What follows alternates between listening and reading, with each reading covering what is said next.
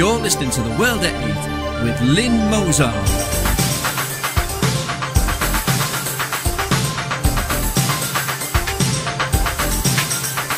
The World at 8, the number one in nationalist news. Highlights of the news today, Friday the 14th of February. 3 Middlesbrough men jailed for grooming underage girls for sex. Successful test flight for tardiness stealth drone. BBC propaganda, why I want a microchip implant. EU terrorises Switzerland over vote to limit immigration. Belgium, train announcement asks Jews to get off at Auschwitz. Austria, Red Cross doctor rejects blood donations from Muslims. Nick Griffin MEP on the Wythenshawe by-election. Homeland Security to purchase 141,000 rounds of sniper ammo. Fusion energy milestone reported by California scientists. Thought for the day, Sodom and gone tomorrow. And finally, a Valentine special for you guys. UK news. 3 Middlesbrough men jailed for grooming underage girls for sex.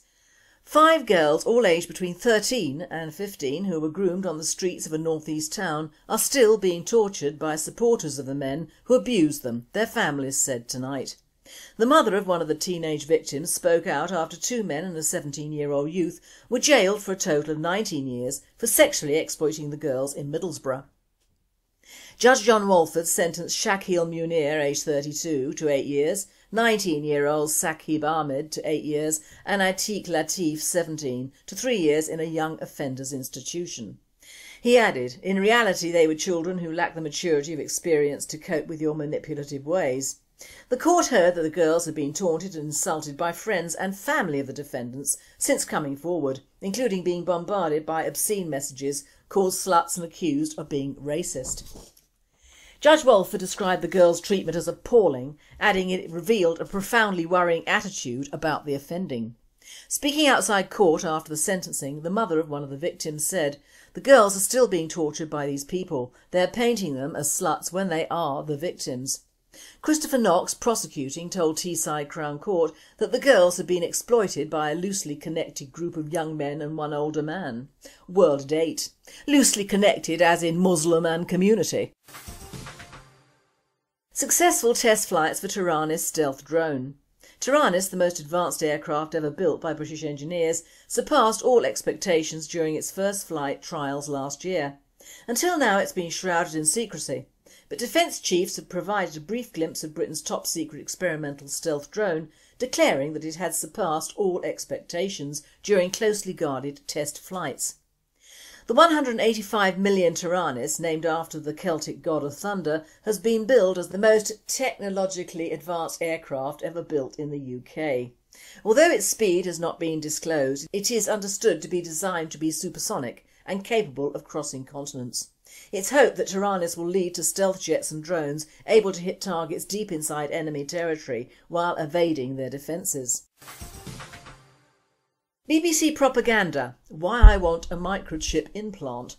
Would you like to have an RFID microchip implanted under your skin? If you're anything like me, you would never allow such a thing to be done.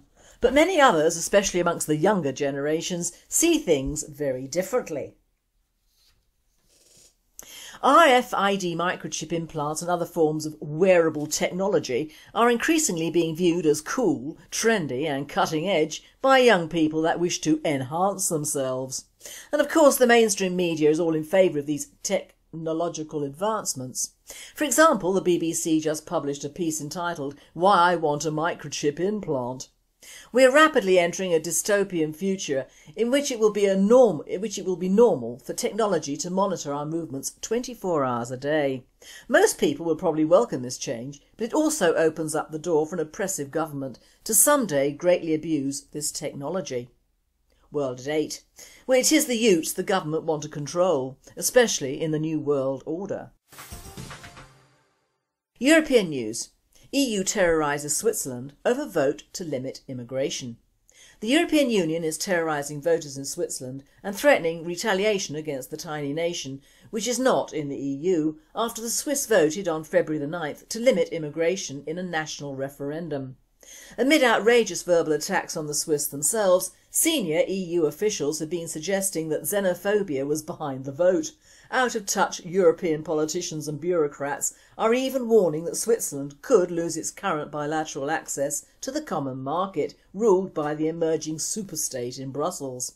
The EU, famous for ignoring the public to impose its will, has already started adopting the consequences promised by its apparatchiks. According to news reports, the unaccountable regime just suspended talks with Switzerland on incorporating Swiss utilities into the broader European energy market. No technical negotiations on the electricity agreement are foreseen between Switzerland and the EU at the moment in light of the new situation, European Commission spokeswoman Pia Anran-Hilde Hansen announced to reporters at Brussels on February the 11th. More pain has been promised. World at 8. What was that about Hitler and Stalin? Even they were more honest in their approach to domination than this lot of scroats. Belgium. Train announcement asks Jews to get off at Auschwitz. Horrifying anti-Semitic announcement on Belgian train bears striking similarity to 2012 incidents. Perpetrators have not been caught. A Belgian train announced 2 weeks ago that Jewish passengers should get off at Auschwitz, according to Walal, sparking complaints to local police. According to Luxembourg broadcast network RTL, the perpetrators, probably local teenagers playing an anti-Semitic prank, gained access to the speaker system at about 5 p.m. on a train from Namur to Brussels. One of them then announced in French, "Ladies and gentlemen, we are approaching Auschwitz. All Jews are requested to disembark and take a short shower." World at 8. Bad taste. Very bad taste. Of course, no one even thinks it could be Muslim youth, do they?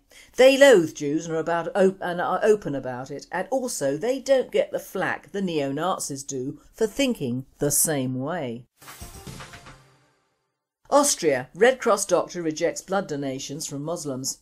A doctor working for the Red Cross in the Austrian city of Linz has caused outrage by criticising a blood donation campaign by an Islamic charity, claiming that people who come from Muslim countries have bad blood.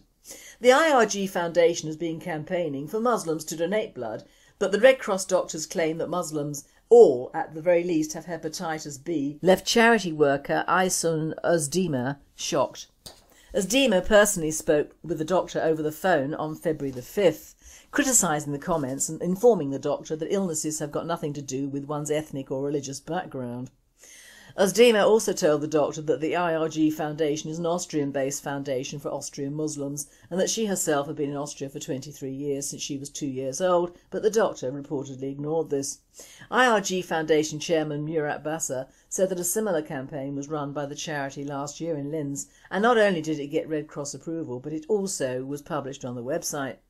The director of the Red Cross in Linz, Christian Gabriel, said that it was no religious criteria for blood, with the only requirement being that the donor is healthy.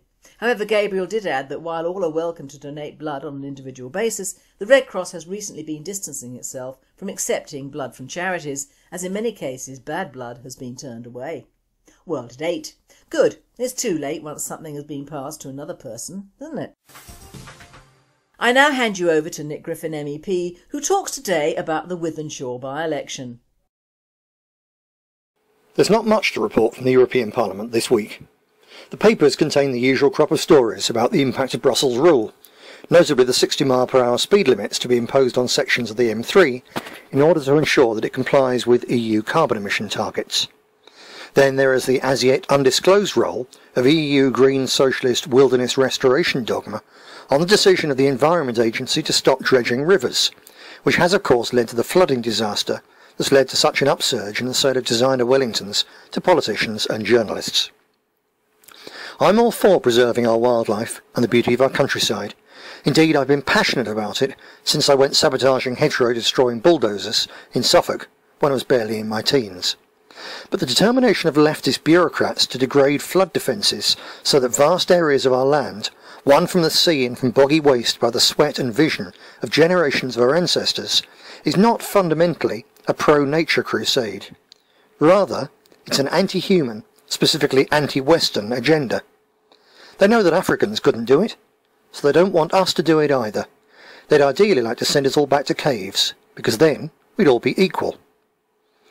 I was speaking with a couple of UKIP activists in Wythenshawe yesterday, and I was pleasantly surprised to find that, for all the calculated PC cowardice and cynical opportunism of Nigel Farage, they understood a fair bit about what's really going on. Indeed, I was rather amused to be asked by one of them if I'd heard about Gramsci and about the Frankfurt School. As you probably already know, questions such as that are just one very small step from true dissident heresy, from speaking of things and naming names that may not be spoken of or named. Awareness of the real issues behind the headlines and about what's really involved in the long war against our civilization and our people is spreading further and faster than ever. The key driver of this, of course, is the Internet's rolling demolition of the system's monopoly on education / indoctrination and the undermining of the controlled media's dominance of information. A minor but increasingly significant factor in Britain is also an unintended consequence of the media's relentless promotion of the UKIP safety valve. The left, particularly the BBC, are doing it in order to block us and to split the Tory vote. The super rich are doing it in the hope of pushing back the EU's drive to monitor and restrict their greed, and the neocons and Zionists are doing it as part of their effort throughout the entire West to create a house-trained nationalism that will act as a safety valve to prevent real radical change coming about when their banking swindle and corporate looting gravy train comes off the rails completely. Having such a powerfully promoted rival for the protest vote in our way is, of course, a tough experience for us. But in order for the trick to work, the media mindbenders are having to push it so hard that it's waking people up. Not all of them, and not very much, but UKIP is at present recruiting perhaps 1,000 new members a month. Some are, of course, former Tories, most of whom are totally unassimilable into a social nationalist movement. But many others are entirely new to politics. And just because joining UKIP is their first step into politics, it doesn't mean it will also be their last. Many will move on towards us. In the long run, UKIP will be seen as the thing that will have been the first step on an escalator of nationalist radicalisation for a new generation of activists. To mix metaphors, we need to work on ways to make UKIP less of an electoral rival and more of a big pond in which to go fishing for new recruits. Some of UKIP's new crop will come into their party and pass through it as they learn about Farage's failings and about the many things that UKIP daren't even talk about. We are already recruiting the first trickle of individuals in this category, and there will be more reaching us at the top of the escalator in the months and years ahead. Others will stay with UKIP, only to discover that UKIP doesn't stay with them, because it's inevitable that Farage and his ruling clique will at some point do a deal with the Tories which will involve killing UKIP stone dead overnight in exchange for a promise of cabinet seats. Many other activists will of course refuse to accept such a betrayal of all their hard work and hopes, but these dissidents will promptly split over the question of what to do about it and who to follow out of the wilderness into which Farage will lead them. And that, my friends, will be our time. A time we must work to hasten by finding and funding ways to inject genuinely radical national revolutionary ideas into UKIP's mushrooming body. There's no prospect of trying to repeat what Militant nearly did with the Labour Party, because in that case Labour and its Trotskyite parasites were at root already the same, and because the operation predated the Internet, and the ease with which the political and personal history of almost any would-be mole could be uncovered in minutes. So there's no point trying to get committed people to join UKIP and change it from within. But ideological entryism is vital if we're to ensure that, when UKIP is folded up by its ruling clique, its rank-and-file fruit drops ripe into our hands, rather than falling off and rotting. But enough of them, what about us? We ran a really good campaign in Wythenshawe, well-funded and sophisticated. It was organisationally light years ahead of the by-elections we fought between 2006 and 2009, in which we terrified the old parties. But the combination of the UKIP hype, growing voter apathy, remember that 72% of them voted for nobody, and the Labour Party's mastery of the postal vote and exploitation of working class fears of Tory cuts, means that electioneering is, for us at present, hard pounding. But we can, must and will keep on pounding, because it keeps us in the minds even of those who at present don't vote, because they're sick of all politics, because they believe that all are the same. The pathetic whining of defeated nationalists in their alphabet soup of do-nothing drinking clubs, and the carping negativity of searchlight moles such as Peter Rushton, all deliberately miss the point. We are not a toxic brand. Everyone who's spent time with Eddie O'Sullivan and our team in Wythenshawe over the last few weeks will tell you the same. We're getting as good a response as ever, if not better. People want to talk to us. They want to shake our hands. They want their pictures taken with me. They love our leaflets and they love our papers. They love us. But then they go and vote UKIP because they think it's an even better way to get their own back on the Westminster gang, or they don't vote at all because they don't believe it will make a difference.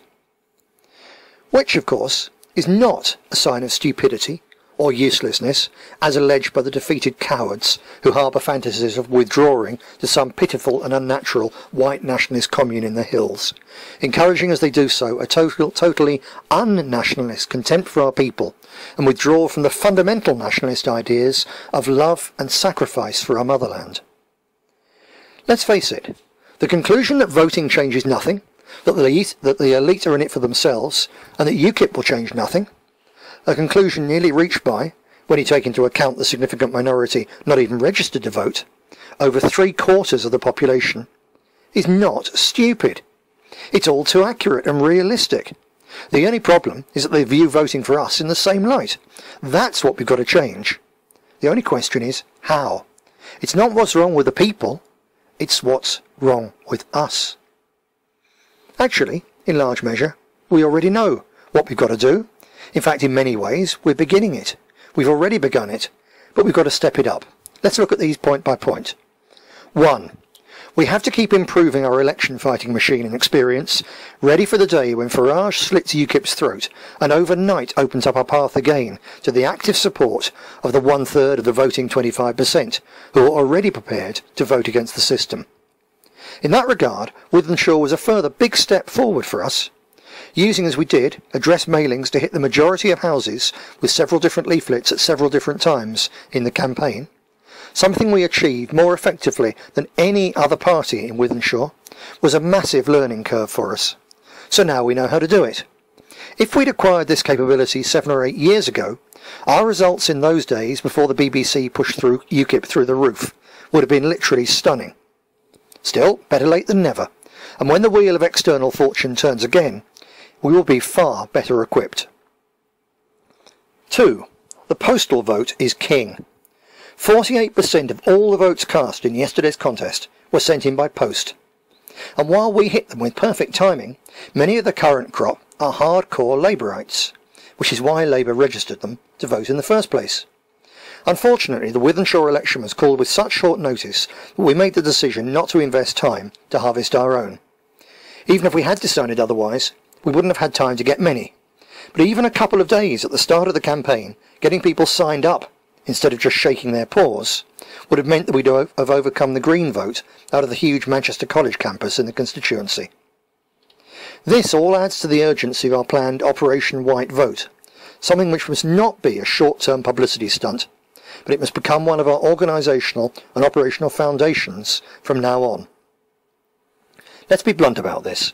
While UKIP are riding as high as they are, there is no chance of any nationalist of any description winning any normal election. This isn't about BNP electability. Even if one of the pathetic alphabet soup grouplets manages to bestir itself to stand a handful of candidates, they will be obliterated by UKIP because they don't even have our recognition, let alone our experience, organisational sophistication or activism manpower. But these three things, put together with a permanent, relentless, gruelling postal vote drive in our target areas, will see us win again. All that it needs is a little local team of serious activists who understand that times have changed radically since the days in 2003 and 4, when a single leaflet through each door and a brave eccentric with a sandwich board were enough to win seats. From now on, you work and work and work and eventually win, or join the fools who whine and whine and whine and lose forever. That's the choice. 3. The old parties have done such a shocking demolition job on the collective credibility of all politics that we can't convince people that we're different simply by claiming to be different. They've been bitten far too many times to believe it. Rather, we have to show them we're different, and we have to prove to them that we're different by actions instead of words. And I'll tell you now, free, gratis and for nothing, that we won't be able to do that by holding moaning sessions like those who've given up the fight, given up on the cause and given up on our people. We won't do it by navel gazing. We will do it with community action, with ward food banks, and by regarding the signing up of a single postal vote as a very good result for a day's work. Day after day, week after week, and year after year. Because there are no shortcuts. Ours is a long road, which means that we have to recruit fresh blood, new committed idealists to walk that road with us and to replace the casualties who will inevitably drop out on the way. This is our key challenge. To an extent, we already know the answer here too. It's very simple. BNP activism recruits BNP activists. Militant, noisy, confident, well-equipped demonstrations recruit militant idealists, individuals who need a home and a great cause. Attending waffle shop unity meetings with little groups of self-obsessed cranks and has-beens doesn't. We've recruited new activists in Wythenshawe, and will recruit new activists in the many times bigger European election campaign in May. The millions of leaflets we put out and the election broadcasts we will show must in most areas be focused on recruitment and our long-term struggle, rather than directly about votes. To win and hold the minds of those activists, we must step up our ideological training so that they understand that we're not a poor man's version of the elite's UKIP contrick. For this, and for the ideological, to win and hold the minds of those activists, we need to step up our ideological training so that they understand that we're not a poor man's version of the elite's UKIP contrick. For this, and to gird and armour their hearts so that they can stay the distance of our long march, we must make our party something much, much more than just a slick political machine.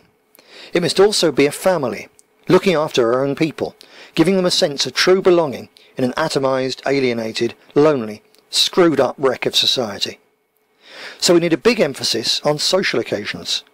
We need to learn songs and teach them to newcomers. We need to hold more social events and to understand that they're not just about fundraising, they're about movement building. They're not just physical gatherings, they're about bringing our people together, not just in body, but in mind, heart and spirit. Because together we can build. Together we will overcome. Together we will win. Because our time will come. Thank you very much, Nick, and a happy Valentine's Day to you and yours. World News. Homeland Security to purchase 141,000 rounds of sniper ammo. The Department of Homeland Security is buying more bullets with a solicitation for over 141,000 rounds of sniper ammunition. What makes the .308 ammunition so deadly is the long-range capability of the round, notes James Smith. The ability is called ballistic coefficient, or the efficiency of a projectile in overcoming air resistance at its travels to its target. According to Spear Reloading Manual number 13, the .308 165 grain has the highest coefficient of any hunting rifle. The latest purchase further illustrates the fallacy of the DHS excuse that it is buying bullets in bulk in order to save money. The federal agency will pay around $1.20 for each round, when a lower grain round could be acquired for around a quarter of the price. The DHS have faced questions over the last couple of years as to the purpose of its mass ammo purchases, which have totalled over 2 billion bullets, with some fearing the federal agency is gearing up for civil unrest. Fusion energy milestone reported by California scientists. Scientists are creeping closer to their goal of creating a controlled fusion energy reaction by mimicking the interior of the sun inside the hardware of a laboratory. In the latest incremental advance reported Wednesday online in the journal Nature, scientists in California used 192 lasers to compress a pellet of fuel and generate a reaction in which more energy came out of the fuel core than went into it. There's still a long way to go before anyone has a functioning fusion reactor, something physicists have dreamed of since Albert Einstein was alive. A fusion reactor would run on a common form of hydrogen found in seawater. It would emit minimal nuclear waste and couldn't have the kind of meltdown that can occur in a traditional nuclear fission reactor. Scientists at the Lawrence Livermore National Laboratory, home of the multi-billion-dollar National Ignition Facility, took pains to calibrate their claims of success. This was not fusion ignition but the NIF's ultimate ambition. The experiment overall requires much more energy on the front end, all those laser shots, that comes out the back end.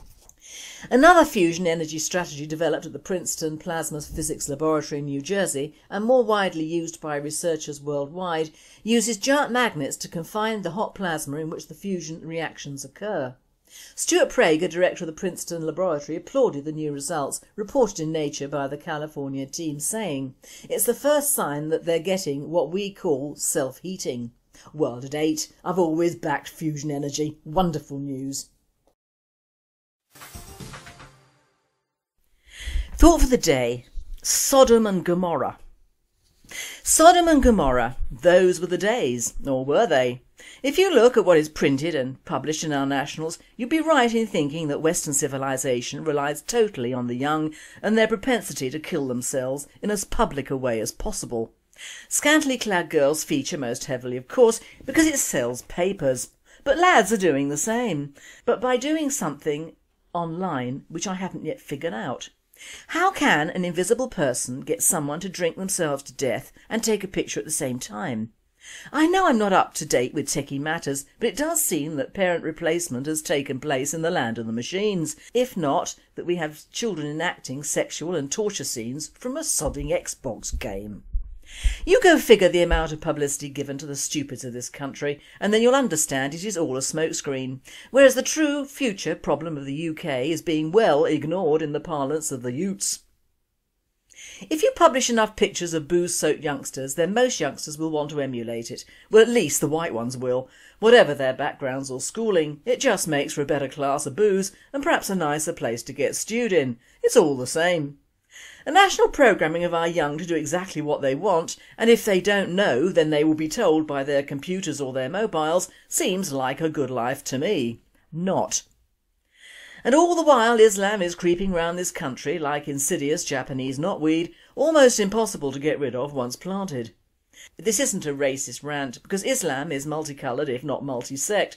The only enemy to Islam is a person or a country which is not, at present, Islamic. Looking at the lovely decrepit houses in London that used to be wonderful homes to the old moneyed rich, one can see the respect that foreigners have for us and our land, and that is virtually nil. Most of these ignored and sad places have been bought without even sight of and through offshore banks for mainly Asians, both Muslim and Hindu, Russians and other mega-rich remnants of humanity, not to improve them or even live in them, but to make money when and if land or property goes up even more. It is a reflection not only of their homelands, which looks worse than these houses most of the time, but a mirror of how they view England. It is worse than strip mining, and although evident with these previously beautiful residences which have been published, we have the same problem in the council houses and middle-income streets in this country. Very few of our Muslim immigrants especially raise the standards of the streets or estates where they reside, and I mean black, white or brown ones. Muslims, that is. In a very interesting article by Y.K. Cherson on Muslims and their impact on Great Britain, which I have read with interest, apart from the fact that we should have had nil immigration from Arab or African countries for the last half a century, we as a people have proved overly generous to these parasitical strangers. As Cherson says, some 3 years ago ex-Great Britain recognised Islamic polygamous marriages. Oh, how tolerant we in Great Britain are. After having admired their own generosity, tolerance and devotion to democracy, the British started to calculate the costs. The results were disastrous. Muslim immigrants wished to enjoy a happy marital life with 4 wives cost British taxpayers £5 million every year. And that is not all. The figure was calculated on 2007 statistics, keeping in mind the dramatic increase of the number of Muslim immigrants to Great Britain in the last 6 years, when over 500,000 of only legal Muslim immigrants arrived to this unfortunate immigration-hit country every year. The costs are now much higher. In general, the top 5 immigrant groups ranked by benefits dependency in ex-Great Britain are Pakistanis, Bangladeshis, Turks, Somalis and Persians, all Muslims. And of the total number of Muslim immigrants living in Britain, more than 50% are economically inactive. Recent 2012 reports claim this number to have escalated to almost 85%. In 2012, 75% of all Muslim women and 50% of all Muslim men were unemployed. And that is not the entire picture. Muslims claim disability more than any other group, including British natives. 24% of female and 21% of male Muslim immigrants in Britain claim a disability. In monetary terms, it means that out of 5 million Muslims living in Britain, according to 2012 statistics, 4.25 million Muslims, or 85%, are living off taxpayers. A minimum benefit payment in Britain is £67 a week, which multiplied by 4.25 million will give us an astronomical figure of £284,750,000 per week, or 1.1 billion per month, which are paid from the pockets of the British taxpayers, who by the opinion of their government must feed, care, teach and kiss Muslims and their numerous children good night. But even this is not the end of the story, because this exorbitant sum does not include housing benefits, medical care and other rights utilised by the population. If we include them, then with housing, child subsidies and healthcare, Muslims cost the British taxpayers at least £18 billion a year. Instead of informing the native Brits about how they might tighten their belts, all the British government has to do is to lighten the burden on the public budget, is to reduce the 85% inactive Muslim population. Muslims constitute only 5% of the population in Denmark, but they consume 40% of the Danish welfare budget. The Swedish statistics on welfare recipients correlate quite well with the similar statistics from Denmark and Britain. On average, 60 to 70% of the entire nation's welfare payouts in Sweden go to Muslims, who make up only 5% of the total population. Such alarming numbers are common for all European countries, and it's not because Muslim immigrants cannot find a job. Quite often it's a conscious policy. Some years back, a Sunday Times reporter spent 2 months as a recruit in a Muslim group called Saviour Sect. The Saviour Sect was established 10 months ago when its predecessor group Al-Mujahirun was disbanded after coming under close scrutiny by the authorities. Its members meet in secret in halls, followers' homes and parks. They are so opposed to the British state that they see it as their duty to make no economic contribution to the nation. One member warned our undercover reporter against getting a job because it would be contributing to the kuffar, non-Muslim system. Instead, the young follower Nasser, who receives £44 a week job seekers allowance, said it was permissible to live off benefits, just as the Prophet Muhammad had lived off the state while attacking it at the same time. Even paying car insurance was seen as supporting the system. All the Saviour Sect brothers drive without insurance, he said.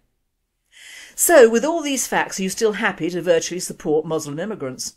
You will note that you don't see very much published unless it's a white benefits cheater with a borderline retarded family, and then they occupy most of the spaces in the paper that the drunken Utes would. In fact, all to denigrate the indigenous peoples of the UK. But this immigration problem relating to mainly Muslims is growing every day, unchecked and unmonitored, in Europe as well as the UK. We are all broke, that is a fact. And the recession, although hailed as over by our government liars, is not yet over by any means. Which is why all the mega rich who bought these huge properties are not living in them. The rich do not live alongside the poor. Another valid point by Cherson is that Europe is experiencing astronomical levels of debt, and it is widely known that deep cuts are needed. The recent recession in 2007 contributed to the problem. However, it was not some Great Depression. It would be logical to ask why on earth Europe has not been able to bounce back. There is one very obvious drain on the economy, and that is immigration. Muslim immigration in particular throughout Europe and the rest of the West hinders recovery, and the stats prove it. But try to say it in the mainstream media, and even if you succeed, which is highly unlikely, because the theme of Muslim immigration is taboo in the left-wing media, prepare to be called an Islamophobe, racist, retrograde, enemy to progress and peace, fascist and a Nazi. And also get ready for an avalanche of lawsuits. So while we are paying out for Islam, allowing thousands more in, allowing unlimited breeding and the draining of our resources, Muslims hate us and want to create their fatherlands in the UK and Europe. When a Muslim is nice, polite, taking a few drinks, he is playing a game. It is mentioned in the Quran that to fool the unbeliever you have to make him believe he is accepted. Having read up some of the Quran, I believe the word is takfir. This means getting to high places in an establishment or the armed forces, local councils and even MPs. Getting a knighthood is a real whammy. Actors and actresses, reporters and presenters, all have taken over the sound waves and TV, and the vast majority are Muslim. Our schools are mainly Muslim children, as are our universities. Their birth rate is treble ours, and our governments do nothing to promote white birth rates at all, in their discouraging way of demoting our religion, family life, and the pace of life that, although not perfect, we in the UK enjoyed in the 1960s, that of the hatched, matched and dispatched. Not everything was perfect, of course, before immigration, but it certainly was not as bad as it's going to be for us white Christians, and the folly is that although many can see it, not a lot will action. The message from Muslims is Muslims will conquer and rule Europe. That is the message from many prominent figures. Egyptian cleric Salam Abu el-Fatou recently said exactly the same, that Muslims will soon conquer Rome. Hamas MP and cleric Yunus al-Astal, Muslims will conquer Rome, Islam will rule the world. Sheikh Mohammed bin Abdi al-Rahman al-Arifi, imam of the mosque of the Saudi government's King Fahd Defence Academy, wrote, "We will control the land of the Vatican, we will control Rome and introduce Islam in it." Quite coincidentally, of course, it was the Saudis who have gifted trillions of petrodollars since the 70s to build mosques all over the world. The biggest in Europe is in Rome, next to the Vatican, holding over 30,000 people. Let's not forget that according to Muhammad, mosques are none other than military outposts, footholds in the enemy's land of infidels, or in other words, us, according to Cherson, and he is right.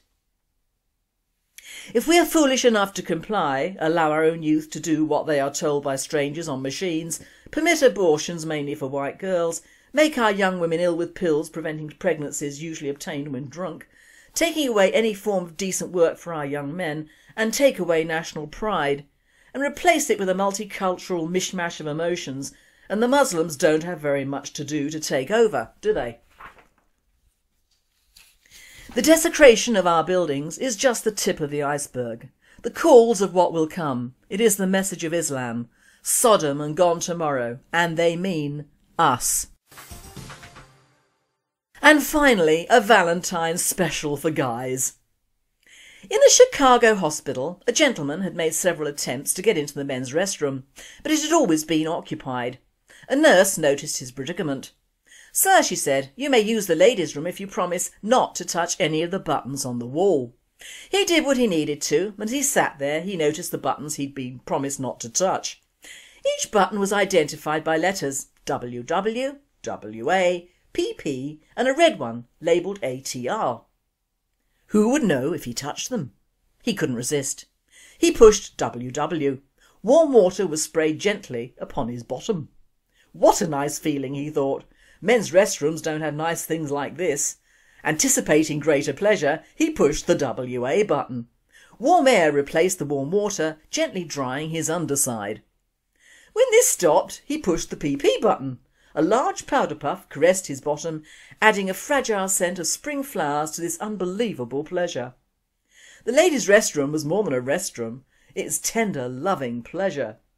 When the powder puff completed its pleasure, he couldn't wait to push the ATR button, which he knew would be supreme ecstasy. Next thing he knew, he opened his eyes. He was in a hospital bed, and a nurse was staring down at him. "What happened?" he exclaimed. "The last thing I remember was pushing the ATR button." "The button ATR is an automatic tampon remover. Your penis is under your pillow." Which shows men never listen, or rather listen, but do not obey. You've been listening to The World at 8. I am Lynn Mozar, and I and the team at World at 8 and Radio Britain wish you all a very happy Valentine's Day and a very dry and safe weekend.